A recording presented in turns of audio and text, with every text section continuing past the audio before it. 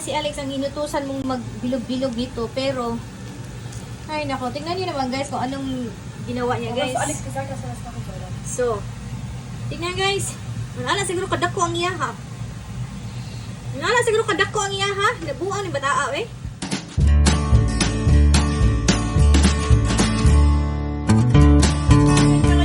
Ito yung ingredients sa ating binignit kasi malayo tayo sa Pilipinas at hindi tayo makabili ng lahat ng mga ingredients talaga. Yung mga landang, mga chubalnes.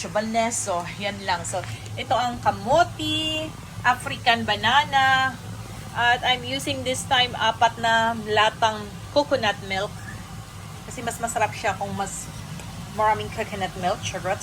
Langka at sago. I'm using brown sugar at ito yung yung glutinous rice na glutinous flour na miniksa natin ng OB flavor at saka binilog-bilog natin. So ayan yung mga sangkap. So nagpakulo na ako ng tubig at ilunod natin first itong kamote at isang latang coconut milk. So, ayan mga chiki dudes, magluto tag binignit. So, makabuang ang African banana. Nahiwa na ako ang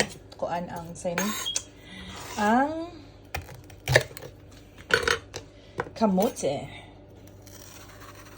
Ito ang sago na lataan na. So, ayan, let's hiwa this one.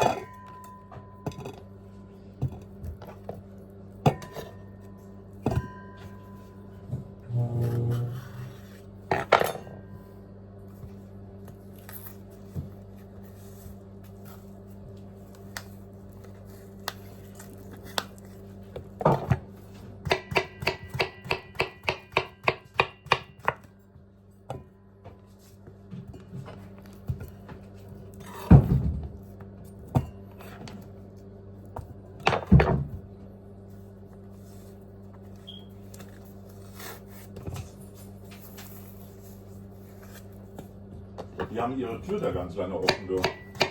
Ja, ist aber frische Luft.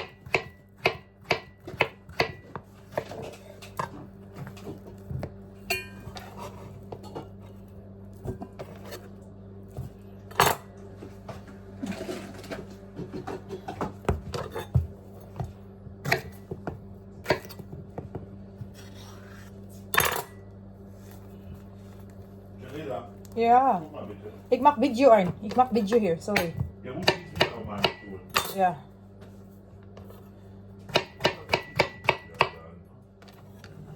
Wasser nicht vergessen, das Thema. Nein. Alex, ich soll jetzt mal aufs Essen konzentrieren. Das ist ein Glück jetzt.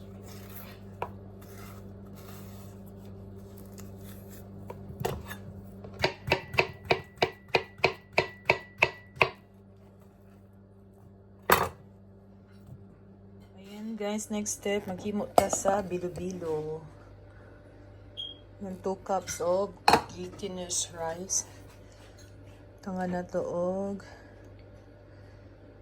ubi flavor. O gamay nga tubig.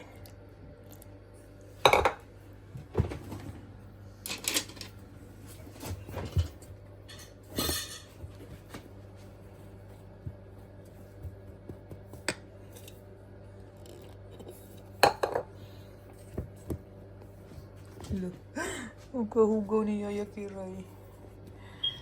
Kamayan na ito.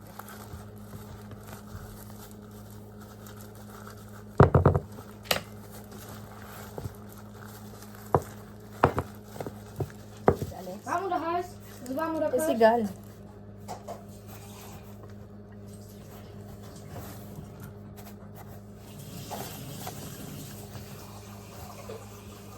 It's okay.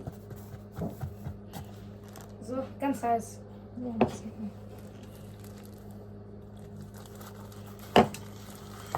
Was ist das? Püree? Matschepampe?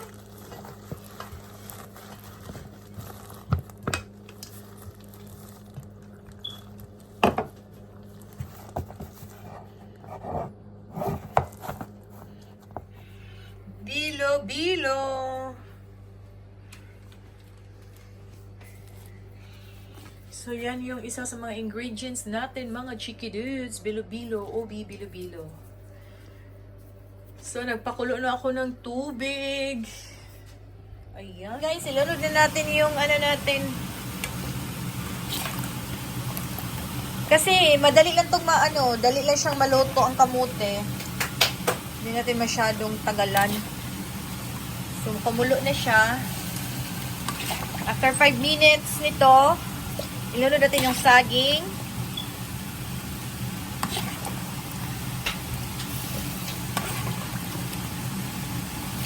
Para ang dami ng tubig ng ko, linagay ko.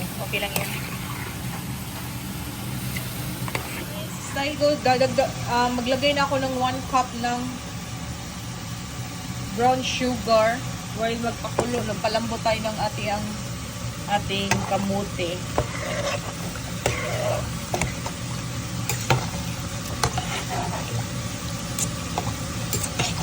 Parang dami ng tubig ko. Tapos sinunod natin isang latang. Dami ng tubig ko eh. Hindi lang para masabaw. Biniglit na masabaw. So, pakuluan natin yan para manunok yung yung coconut gishmak or coconut flavor. Ilunod na natin yung saging. Ang awas kay siya.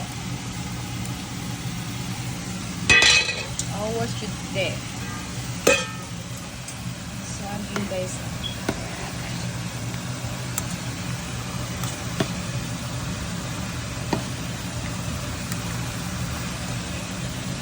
Second kulo nito, ilunod natin yung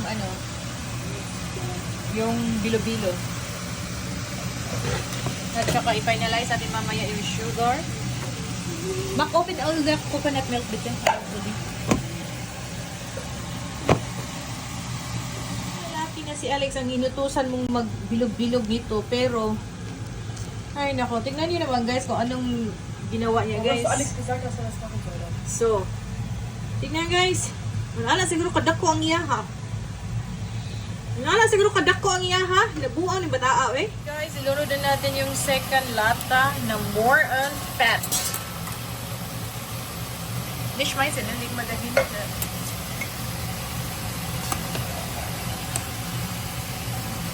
Masabaw na binignit.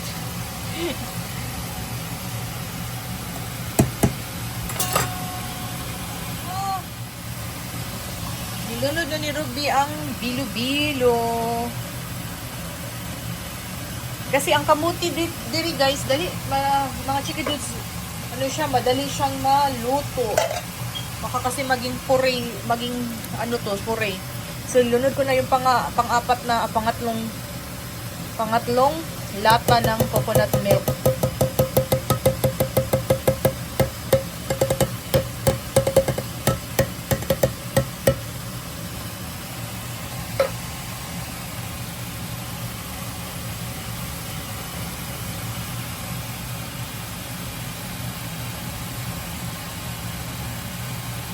Ayan yung mga bilo-bilo. Ligid-ligid na. Ayan guys. Yummy yummy. Ang tagal na daan na itong assistant. Ay. May assistant. So mabagal. Ayan mga chiki dudes. I-check natin yung natin. So gilunod na natin lahat mga chiki dudes. Pati yung nabukay. Ay! Hinaan ang apoy! Pati yung langka. Linol ko na yung langka kasi pag mamaya pa, maubos na ng mga bata. Pinapapapak na nila. Yung isang lata lang yun ng langka ang binili ko. No, ayan. So, kaon ang bata. Nakahuwat. It's my kitty. Batted, Alex. Kanto batted, Alex? It's my kitty. Du musst aufessen, ne? Was alles da in den Zellen, ne? Yeah, you have to find my kitty. Mach es so. Mach es so. Mach gut. Weg ist Milch. Thanks for watching. So please don't forget to share, like, subscribe to our YouTube channel, Kirai and Kido. So ayan, so sa hindi pa na-subscribe dyan, please hit the notification bell down below para ma-update kayo sa mga walang kwentang vlogs namin.